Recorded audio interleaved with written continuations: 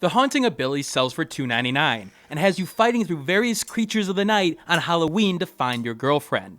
But before I begin this 5-minute review, this key was obtained from the developer for the purposes of review, but won't change my opinion of the game in the end. Let's get this out of the way. The Haunting Ability's gameplay is simple. Smack enemies with your weapon until they are dead. Avoid taking damage. Use your secondary attack when you're in trouble. Replace your equipment with better stuff you find on enemies. Rinse and repeat. For all the game says about its 610,000 costume combinations and 120 unique weapons, nothing changes the base gameplay other than an occasional magic and ranged weapon.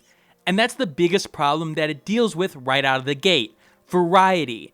Because after 2 hours of gameplay, you're playing the same game that you were playing at the start, with minimal changes. Basically, stay out of enemies' damage radius, move and use the environment to keep some distance between them, and then jump over them appropriately to do it again. While an enemy will come that's a tiny bit faster, or a bat and ghost will come to add some vertical movement, it comes down to what I just said there, and that's it. And while at a basic level it controls well, it's that repetition and lack of variation that really bored me early on. Sure, do you get a boss fight now and again? Yeah. Is the boss different in any significant way than the other enemies? Not really. He just summons more enemies, and then does the same thing that they do. I get that this is a low-budget game, and expectations need to be adjusted accordingly, but I just need to point to this chart to say why the low price isn't going to make a difference in the end. Steam is overwhelmed with games right now. You've got to do something to stand out. A unique feature, an art style, something. And while Haunting Ability isn't the worst I've seen in the genre, there's nothing I can say that shines in it. There's little variety, you get bored quickly, and when compared against games of $5 or less, it gets outshined in the gameplay department by things like Talamir.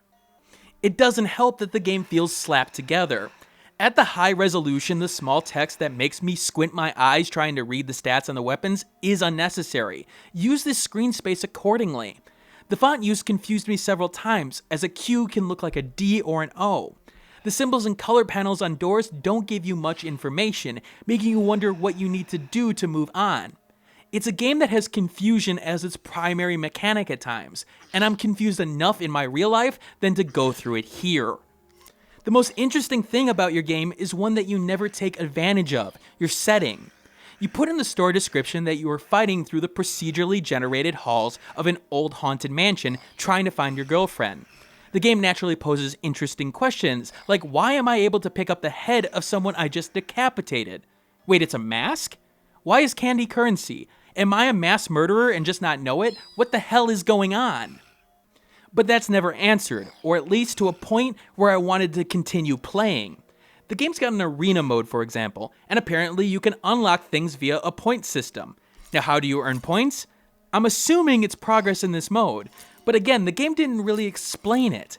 I've got no incentive to go further, no goal that I can see, and it hurts the game in the long run. I also get that your game is attempting to go for a haunted theme, but at times, your game is way too dark. I get it, adding challenge with the lack of light, but there's a point where it's drawn past the point of annoying. Usually you have a way to make small sources of light, or a way to lure enemies into light. But here, you're sort of stuck wailing against the dark, hoping that you can hit what you need to hit. And the art style doesn't take advantage of your theme. For example, I had no idea this was a mummy until I killed it. The Haunting Ability is a case of a lesson to be taught. A game that may mechanically function and has numbers in terms of costume combinations and whatnot, but it won't drive players to your game. What you need is an angle, something to draw them in so they get interested. And in the Haunting Ability's case, it never gets to that point. It's a game about whacking things. And frankly, that's the most I can say about it. Thanks for watching. Like the video, share it with a friend, and subscribe if you want more content like this. In the description below, you'll find the Steam review accompanying this vid, along with social media that you can follow me on, Twitter, Google+, and Facebook groups. And if you want to support the channel, click that Patreon on the left of the screen. And remember, keep on gaming.